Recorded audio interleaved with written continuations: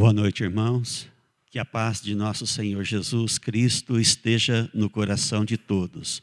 Vamos ficar de pé para orarmos.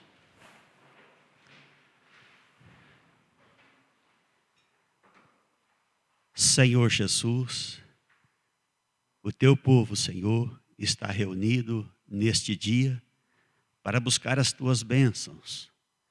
Te pedimos, interceda por nós, pelas tuas ovelhas, diante de Deus, o nosso Pai, para que sejamos perdoados dos nossos pecados, dos nossos equívocos, que são muitos, do nosso orgulho, a altivez, as ilusões, as vaidades.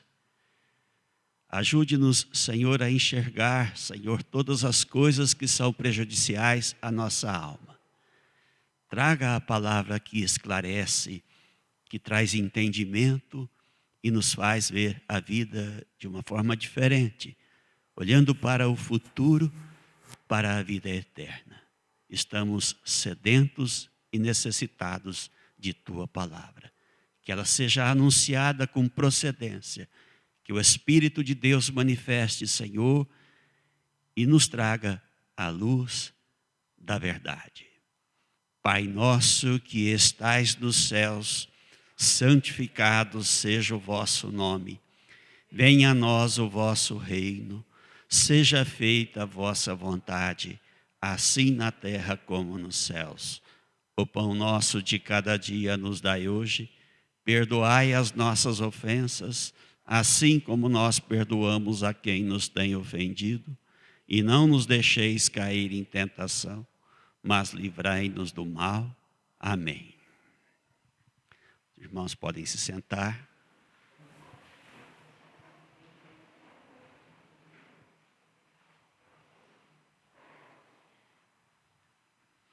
Ouvindo a nossa irmã Marilda falar das maravilhas de nosso Deus no início, do quanto nosso Deus é bom, o quanto Ele tem a nos oferecer. Nós nos enchemos de alegria, porque nos traz esperança, e estamos diante de um Deus que pode fazer cada um de nós feliz. E esse Deus enviou Jesus Cristo, o nosso Senhor, que pode tirar a cada um de nós do lodo, da angústia, da depressão, dos enganos, dos equívocos, dos pecados, mostrar para nós uma nova realidade e fazer nascer um homem novo, feliz, esperançoso, enxergando adiante, longe, sem limites, mas sim a eternidade. E por que é tão difícil destas coisas acontecerem em nossa vida? Porque esta palavra, este Deus que a nossa irmã falou, o Deus maravilhoso, o Deus verdadeiro, o Deus misericordioso, tem sido falado há muito tempo, há séculos, há milênios, mas mesmo assim continuamos limitados, sofrendo. O que nos impede, com certeza não é uma coisa só, mas algo grave ocorre conosco que contribui para que sejamos libertos definitivamente. É a nossa rebeldia, é a rebeldia do povo de Deus, que não deixa com que seja realizado, feito em nossa vida a vontade de Deus.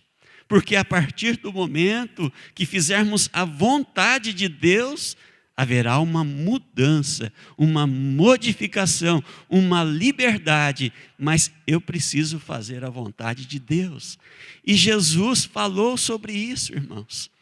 E é interessante, no Evangelho segundo Mateus, capítulo 6, no versículo 10, já dentro da oração do Pai Nosso, o Senhor tratou desse assunto, falando que nós precisamos fazer a vontade de Deus.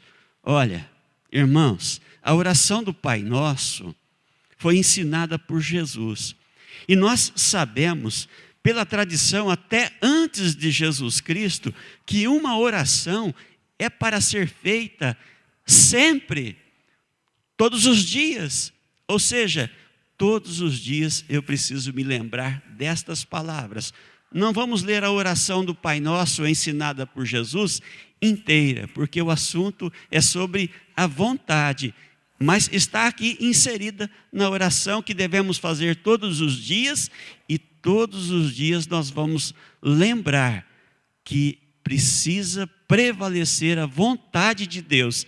Aí nós teremos um homem liberto se seguirmos. O Senhor disse assim, vamos ao versículo anterior, para situarmos no contexto. Portanto, vós orareis assim: Pai nosso que estás nos céus, santificado seja o vosso nome, o teu nome, Senhor.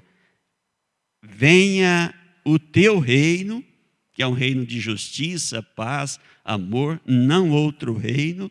Seja feito a tua vontade, assim na terra como nos céus. Essa palavra é uma palavra que traz liberdade ao espírito cativo. Eu não posso mais fazer a minha vontade. Olha que isso vai contra o que é ensinado no mundo, pelos artistas, pelos intelectuais, que nós precisamos fazer a nossa vontade, que ao fazer a nossa vontade, nós seremos felizes. E a palavra diz que nós precisamos fazer a vontade de Deus. É lógico que a vontade de Deus vai nos libertar, porque Ele sabe o que é melhor para nós, porque Ele nos quer ver felizes, Ele nos quer ver salvos para viver a eternidade. Então, a casa do Senhor, a palavra do Senhor me orienta para fazer a vontade de Deus. Quem nos disse isso foi o Senhor Jesus, quando ensinou a oração que devemos fazer sempre, que é o Pai Nosso. Mas existe uma questão. Eu preciso saber qual é a vontade de Deus. Não apenas que eu preciso fazer a vontade, eu preciso saber qual é a vontade de Deus, e ela é bem diferente da minha vontade. O Senhor resumiu dizendo que nós devemos amar a Deus sobre todas as coisas e o próximo como a nós mesmos. E a Escritura, a palavra de Deus, traz muitos ensinamentos que vão me ajudar a saber qual é a vontade de Deus. Por isso eu não posso me apartar, me distanciar destes ensinamentos para saber qual é a vontade de Deus. Portanto, irmãos, sabemos que precisamos fazer a vontade de Deus, saber qual é a vontade de Deus, mas existe mais uma questão. Eu preciso colocar em prática, eu preciso cumprir a vontade de Deus, que é o mais difícil de tudo. Cumprir, porque é fácil falar de evangelho, mas evangelho falado não tem sentido. O evangelho verdadeiro é vivido. Eu preciso viver o amor ensinado por Jesus Cristo. Esta é a questão principal e mais difícil. Por isso se criou muitas doutrinas onde tentam-se ensinar o homem a ser melhor. Em vão que fazem isso, irmãos, porque até nós passamos por lá. E quantos esforços nós fizemos ao longo desta vida para fazer a vontade de Deus, mas não conseguimos.